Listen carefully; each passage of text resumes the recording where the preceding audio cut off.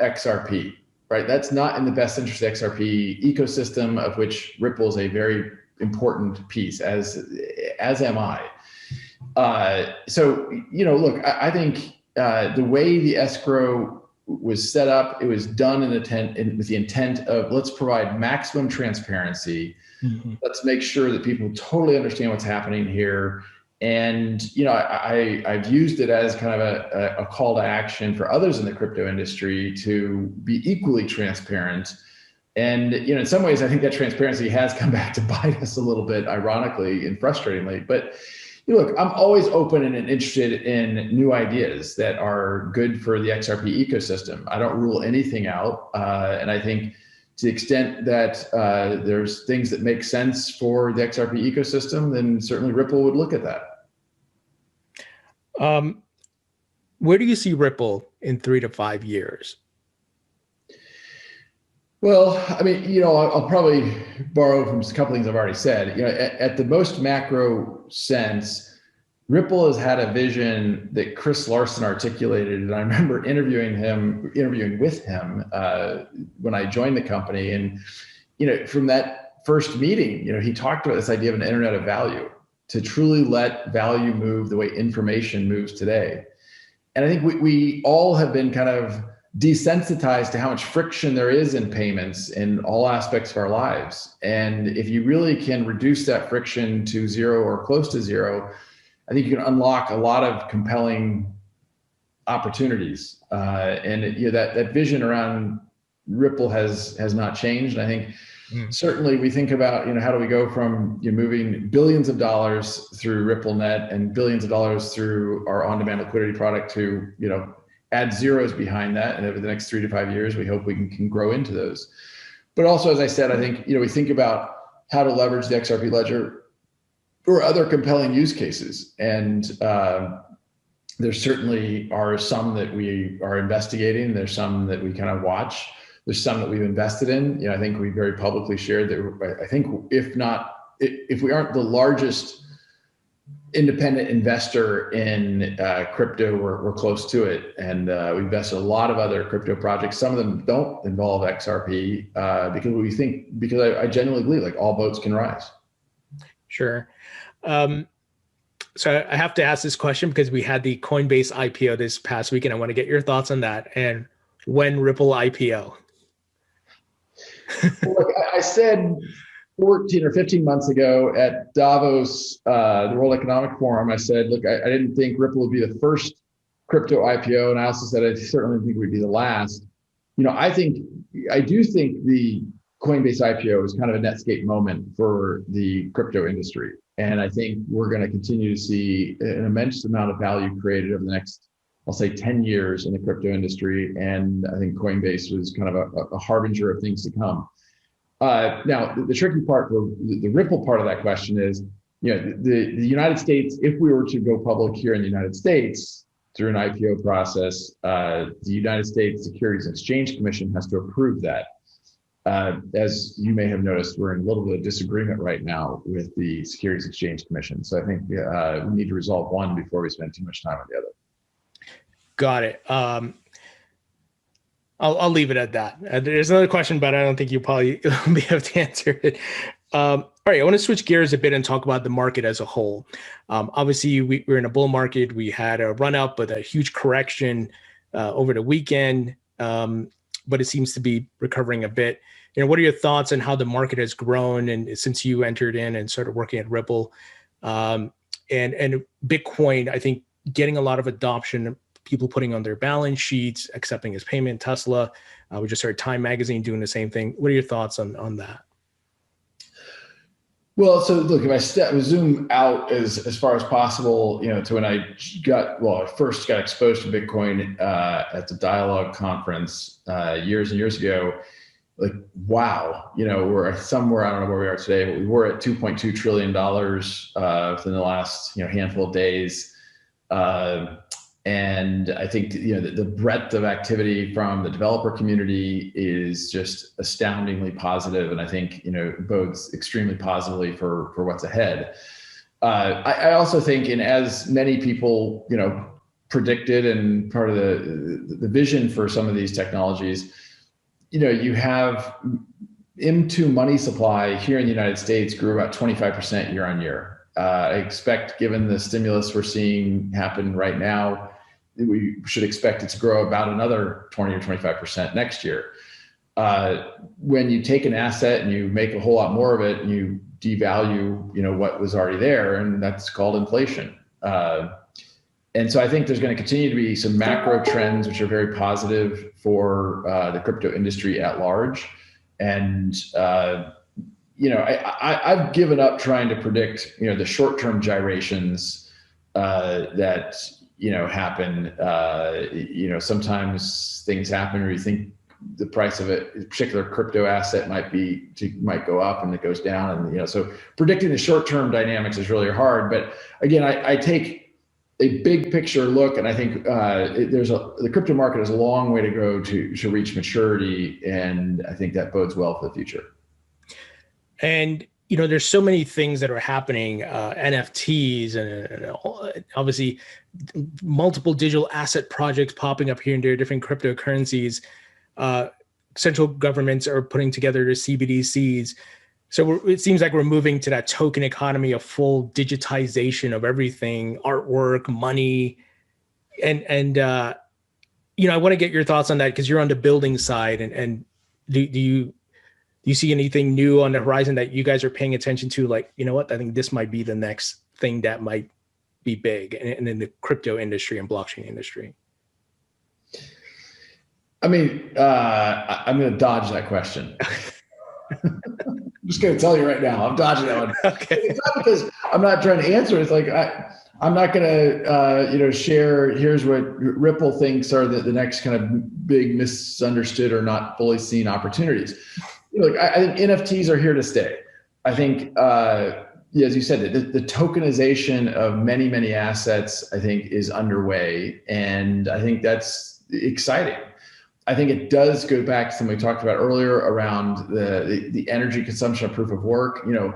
If you have, I think the opportunity in NFTs is really around the longer tail, where it is going to matter if you have $50 of gas fees associated with an NFT transaction. Like that's going to limit the market. It doesn't matter when you're buying $100,000 piece of artwork, but it does matter when it might be you're trying to trade a $100 baseball card.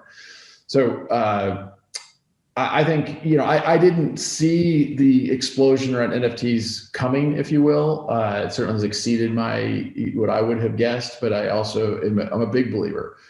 To your point, you've commented a couple times around more and more people accepting different crypto assets as payment. Look, I think there is a interesting irony that Tesla has been such a leader. Well, they have been the leader around, awareness of carbon emissions from obviously cars. Yet by the same token,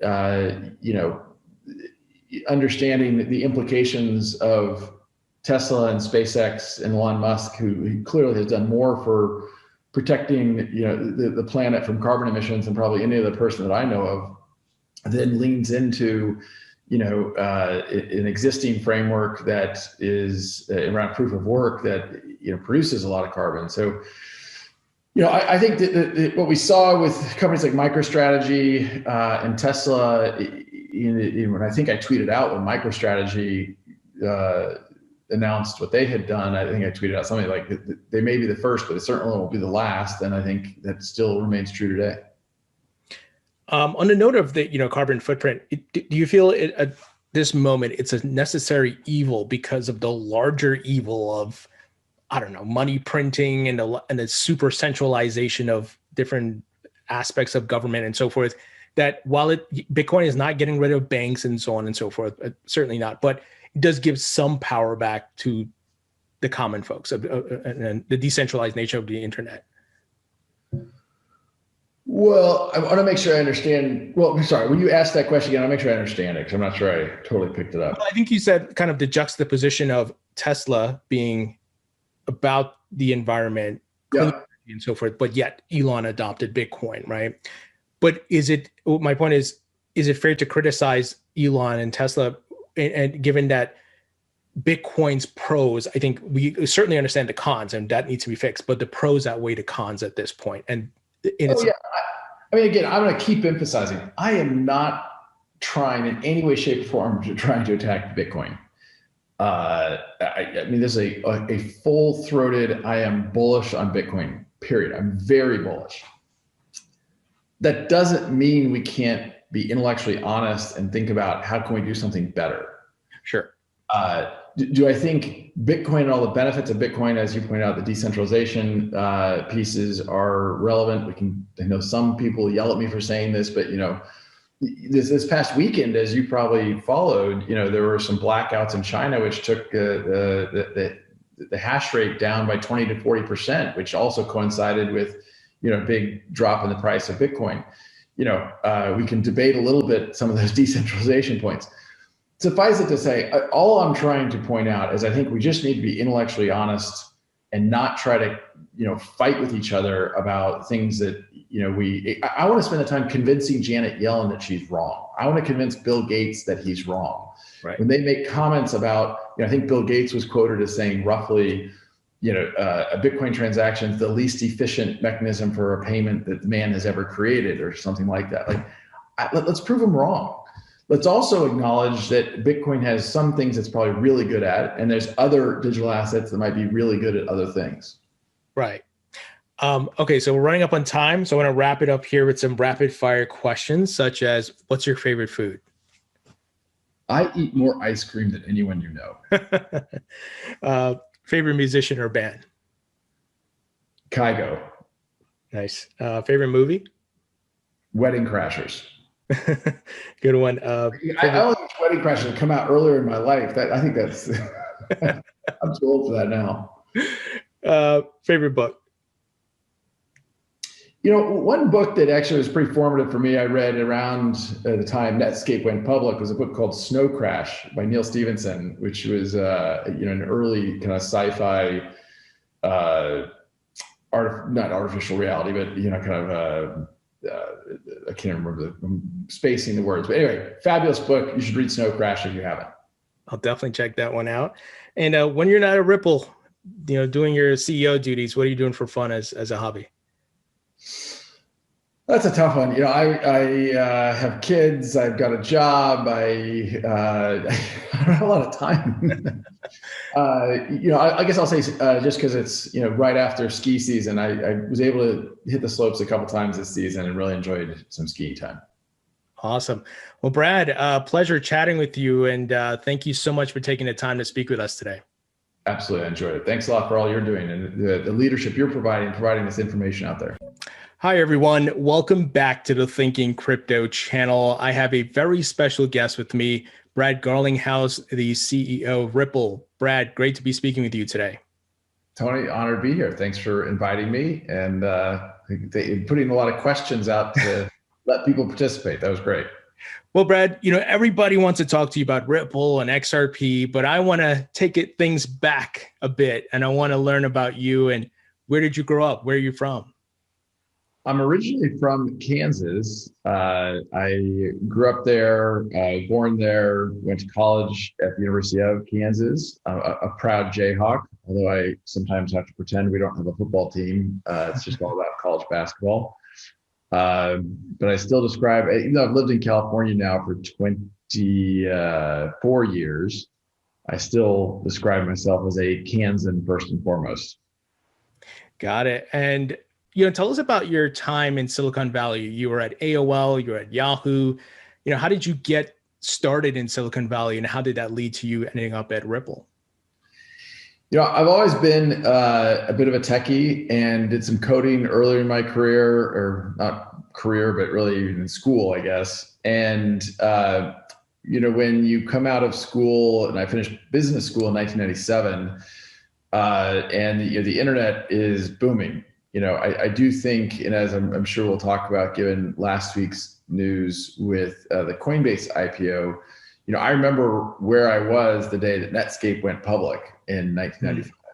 And, the expression, when in Rome, if you were interested in this segment of the economy in the late 90s, you wanted to be in the Bay Area and in Silicon Valley. And so I moved out here in 1997, and as you pointed out, I've done a few different positions at smaller companies, bigger companies, and spent a little time on both the investment side of the world as well as the operating side.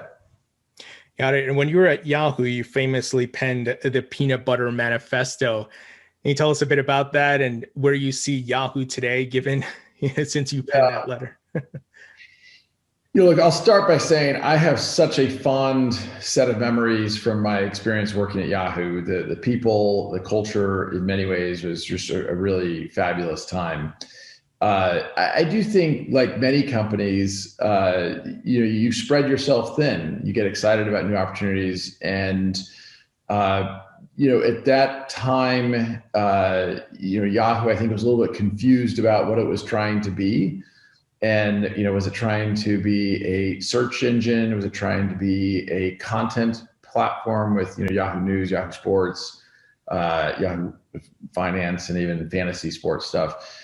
And then, of course, Yahoo had a robust set of kind of application products like Yahoo Mail. At the time, Yahoo Mail was much bigger than Gmail, and actually continued to grow after Gmail launched quite substantially. But it's sad for me to see kind of what has got Yahoo now, as many people know, has been absorbed within the Verizon media empire. And, I think relative to where it was back in the early 2000s, it's not quite the same, but I'm still a loyal user of some of the Yahoo products. Wow. I heard some news recently of Yahoo Answers. I think they're sunsetting it, which kind of made me sad. It's such a huge part of the internet legacy. Yeah. I think that Yahoo Answers is one. Yahoo Groups used to be in my group at Yahoo. I ran everything from the homepage to Yahoo Mail and some other things, and Yahoo Groups was in my organization, and we actually sunsetted Yahoo Groups when I was there. And the reason was, and I think the reason I'm bringing this up is I think the internet and the social media as we know it today could learn from this. Yahoo Groups, we realized that our ability to the cost relative to the benefit of monitoring Yahoo Groups for the abusive behaviors and the illegal activity made it untenable. Like, we couldn't really operate the service efficiently. And as I have said very publicly, and I think you may know, I sued YouTube, and Ripple sued YouTube because so many people are impersonating me, using Ripple's brand to scam people. And I think a number of the social media platforms really can and should be more a part of the solution than I think they have been. I think that the platforms have been abused in ways that have hurt society in some ways. And you may also know there's a really powerful documentary on Netflix called The Social Dilemma, which I thought was really impactful, and made sure my kids watched it. Yeah, it's certainly a problem because I get impersonators on my channel, and it's on Twitter, it's on Facebook. It's hard to keep up with. It's kind of ridiculous at this point. Hopefully your lawsuit is going to force some changes, but we'll see what happens. Yeah, I think it brings attention to it. I don't think it's going to, force changes, but I think what I find most frustrating, which sounds like you've experienced also, is you identify someone representing, pretending to be you and trying to scam people, and you report it. And it takes days and sometimes even weeks for it to come down. I actually had one time that was kind of funny. I did tweet about this. It was quite some time ago, but I reported a fake account on Instagram with someone impersonating me, and Instagram wrote back saying, "Hey, we've looked into this. Thank you for reporting it. We take it seriously, and we concluded that this is not an impersonation." And she's like, "Wait, that's a picture of me." You got to be kidding right now. Well, certainly the industry that we're in, blockchain, could certainly solve that, right? If the profiles were created and tagged to the blockchain and that verification is there. It's kind of funny you mentioned this. When I first joined Ripple, and I just passed my 6-year anniversary of the company, we actually were working on 3 different, but also interrelates to the Peanut Butter Manifesto comment, but Ripple was working on 3 different kind of go-to-market initiatives, leveraging the XRP ledger, One of them was a global ID project, the idea of using a blockchain for identity management. The other ones are smart contracts platforms. Is I think somewhat infamously, Vitalik Buterin spent some time as an intern and sleeping on the couch of our CTO at the time, Stefan Thomas. And the third was payments related, and particularly cross-border payments. And we decided to pick one and focus. And there was kind of the lesson I had learned around the Peanut Butter Manifesto of really, decide what you're going to be great at and invest heavily and grow that segment. But the global ID, to your point, leveraging a blockchain for identity management, I think is a very real opportunity. I think it's a hard one to do well, in part because, whether we like it or not today, the government owns our identity, right? If you say to someone, hey, verify your identity, generally you're going to look for a passport, some sort of state issued identification, a birth certificate. All those things are issued by the government. And so I think to do identity well today, I think there has to be some collaboration and partnering with government entities, which makes it maybe a little harder to scale and grow in the way that I think some technologies can. Sure. And I'm assuming you're up to speed with what Greg Kidd is doing, obviously a Ripple investor in Global ID and the work they're doing on that front. Yes. And look, nothing would make me happier than to see that be massively successful. To the point you and I were just talking about, it would help. The Instagrams and YouTubes of the world would point out how hard their job is. And if Greg Kidd and team are successful, I think that's good for those platforms also. Got it. So I wanted to know about Michael Arrington. He has published some interesting photos of you feeding goats and all kinds of things. How did you become friends? And are we expecting more releases or ICOs or something of your photos? God, I hope not. Is an NFT of the goat photo, or the Boy Scout photo was the particularly embarrassing one. But Mike, I consider a good friend. I've known him probably a couple decades, and kind of early on in his creation of TechCrunch, a Ripple employee who now works at Ripple named